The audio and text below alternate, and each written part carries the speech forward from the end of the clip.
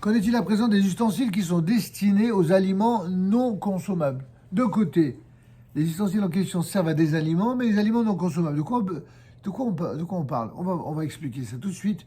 Tout ustensile dans lequel il est d'usage de déposer directement l'aliment doit être trempé. Ça, c'est la règle connue. Cette loi s'applique seulement à un récipient où l'aliment est introduit lorsqu'il est déjà consommable, tel quel, c'est-à-dire à mettre en bouche. Mais s'il est nécessaire, par exemple, de le cuire après l'avoir conservé dans l'ustensile, comme l'histoire du café dans un ustensile, comme le riz. Vous n'allez pas manger un riz cru, c'est pas possible. Alors c'est vrai que le riz, on peut le faire cuire légèrement ou al dente comme les pâtes, etc. Mais vous pouvez pas manger du riz cru, ça n'existe pas.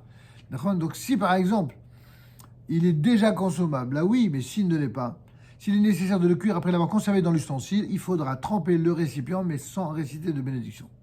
En effet, nos sages ont institué de bénédiction que pour un ustensile dans lequel l'aliment déjà consommable en l'état est déposé. C'est clair?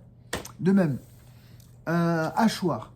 Hachoir qui est destiné spécifiquement à hacher la viande crue. Il devra être trempé, mais sans bénédiction.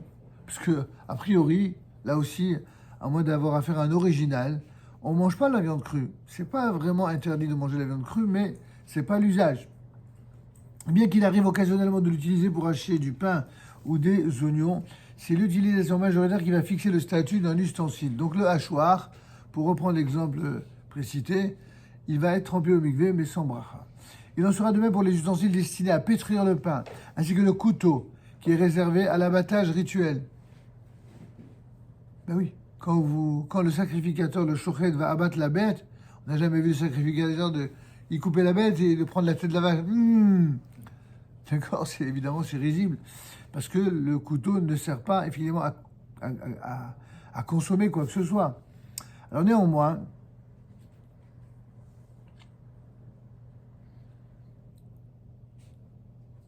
tout ceci est vrai parce que le couteau en question ou les ustensiles dont on a parlé, comme ceux qui servent à pétrir le pain, sont destinés à entrer en contact avec un aliment qui est à l'état cru et non à l'état consommable.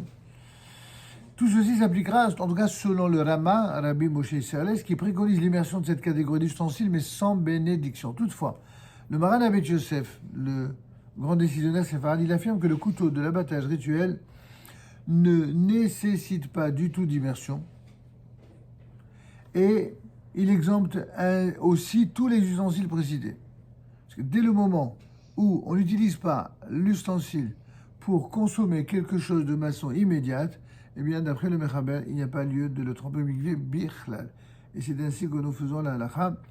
Un moulin à café, par exemple, il est quitte d'immersion selon Maran Abbé Yosef. Mais selon le Rama, il est nécessaire de le tremper sans réciter bénédiction. Donc finalement, la seule différence pour le Rama, c'est qu'on le trempe sans bénédiction. Donc celui qui veut être marmire, il peut faire comme le Rama sans aucun problème. Celui qui ne veut pas être marmire, eh bien, il s'appuie sur le Maran Abbé Yosef et il n'y a aucun problème, aucun souci. Il semble en être de même pour un éplucheur qui est destiné spécifiquement aux légumes qui ne se consomment pas crus, comme par exemple les pommes de terre, les courgettes. Vous avez déjà vu des gens qui mangent des courgettes crues ou des pommes de terre crues? Pas très... Cependant, un éplucheur qu'il est courant d'utiliser aussi pour des légumes consommables crus, comme par exemple certains concombres. Les concombres, on peut les manger crus, comme on le fait dans les salades, ou des carottes. Alors dans ce cas-là, il devra être trempé avec bénédiction. Selon la majorité des décisionnaires, un ustensile destiné à moudre les épices doit être trempé. Il faudra réciter la bénédiction avant l'immersion du fait que les épices peuvent être consommées crues. Les épices, pas besoin de les cuire pour être consommées. Vous les mettez souvent, évidemment, accompagnés. On va rarement prendre du gingembre ou du sel, comme ça. Mais on va le mettre sur de la tomate, sur la pizza, sur je ne sais quoi. Mais n'empêche que vous la prenez crue. C'est la raison. Oui, crue, c'est bien ça. Et donc, puisque ce sont des légumes qui sont consommables crus, il devra être consommé, il devra être trempé, avec bénédiction. Et donc, selon la majorité des décisionnaires, un ustensile destiné à moudre les épices, pour cette raison-là, doit être trempé. Il faudra réciter la bracha avant l'immersion, du fait que les épices, comme on vient de le dire, peuvent être consommés crus. C'est ce que rapporte le Rama. C'est bon? On va passer à présent à une nouvelle originalité, les appareils électriques. Quid du trempage au mikvé des appareils électriques?